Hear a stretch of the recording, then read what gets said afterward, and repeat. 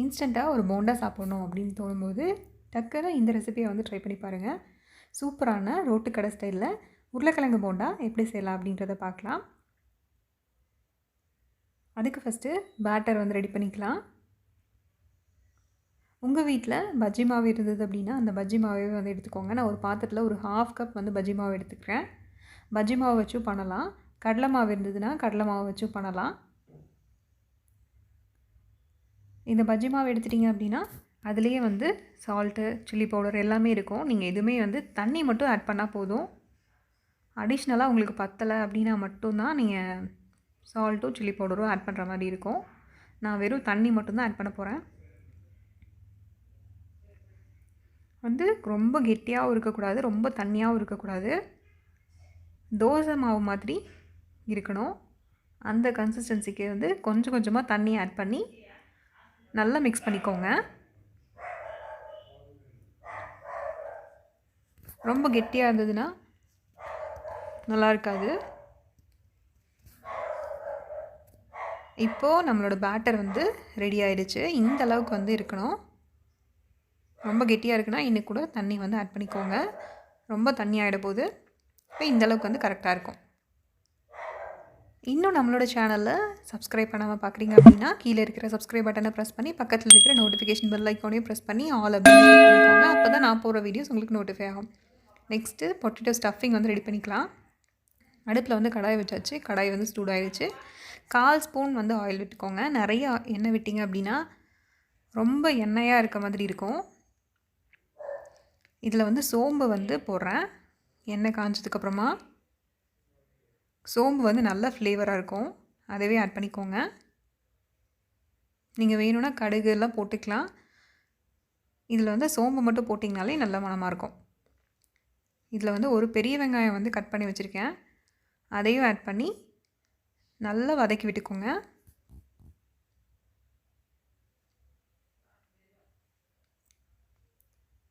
நல்லா அந்த வெங்காயத்தோட ராஸ்மெல் வந்து போகணும். அந்தளவுக்கு வந்து வதக்கி விட்டுக்கலாம். உங்களுக்கு வந்து உருளைக்கிழங்கு தான் நிறைய இருக்க மாதிரி தெரியணும். அதனால் வெங்காயம் வந்து கம்மியாகவே போட்டுக்கோங்க. இதில் ஒரு 1/4 ஸ்பூனுக்கும் கம்மியாக ஒரு 2 பிஞ்ச் அளவுக்கு வந்து மஞ்சள்தூள் ஆட் பண்ணிக்கலாம். அதையும் சேர்த்து நல்லா வதக்கி விட்டுக்கலாம்.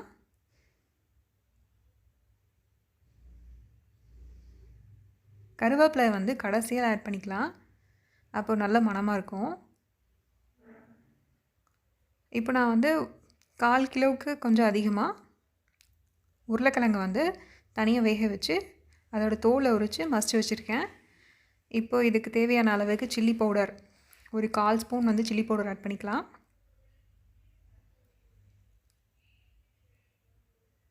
சால்ட்டும் வந்து 1/4 ஸ்பூன் ஆட் பண்ணிக்கலாம். இது கூட வந்து அடிஷ்னலாக ஃப்ளேவருக்காக கொஞ்சம் கரம் மசாலா பவுடர் வந்து ஆட் பண்ணிக்கலாம்.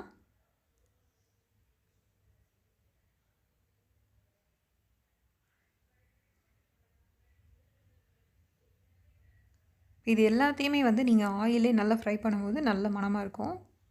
இதில் கொஞ்சம் ஒரு 1/4 ஸ்பூன் கம்மியாக வந்து கரம் மசாலா பவுடர் ஆட் பண்ணிக்கலாம்.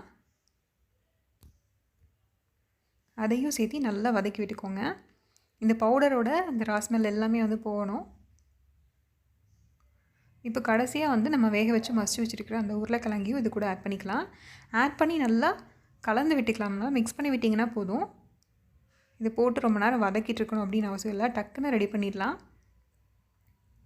நீங்கள் உருளைக்கிழங்கு மட்டும் வேக வச்சிட்டிங்க அப்படின்னா இந்த ரெசிபியை வந்து டக்குன்னு ரெடி பண்ணிடலாம்.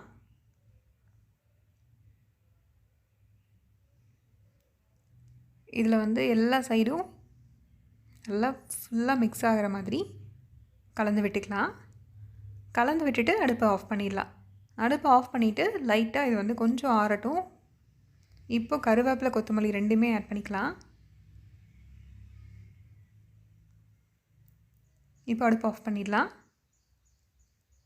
இப்போ நம்மளோட உருளைக்கிழங்கு மசாலாவை வந்து உங்களுக்கு வேணுங்கிற சைஸில் நீங்கள் வந்து உருண்டை பிடிச்சிக்கோங்க. நான் வந்து இந்த சைஸில் வந்து பிடிக்கிறேன். உருண்டை பிடிச்சி வச்சிட்டோம் அப்படின்னா எண்ணெய் காயும் போது டக்கு டக்குன்னு போட்டுடலாம்.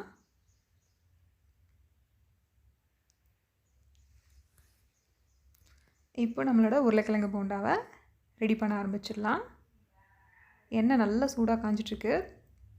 இப்போ நம்ம உருண்டை பிடிச்சி வச்சுருக்கோம்ல, அந்த உருளைக்கிழங்கை வந்து மாவில் போட்டு லைட்டாக ஒரு பரட்டி எடுத்து அப்படியே ஆயிலில் போட்டு ஃப்ரை பண்ணிடலாம். எண்ணெய் நல்லா சூடானதுக்கப்புறமா அடுப்பை வந்து மீடியம் ஃப்ளேமில் வச்சுக்கோங்க. வச்சுட்டு அதுக்கப்புறம் இந்த போண்டாவை வந்து போட்டு பொரிச்சு எடுக்க ஆரம்பிச்சிடலாம். ஏற்கனவே வந்து உருளைக்கிழங்கு அந்த ஸ்டஃபிங் எல்லாமே வந்து வெந்திருக்கு. மேலே இருக்கிற மாவு மட்டும் நல்லா கிறிஸ்பியாக ஃப்ரை ஆனால் போதும். அதனால ரொம்ப நேரம் வேகணும்னு அவசியம் இல்லை.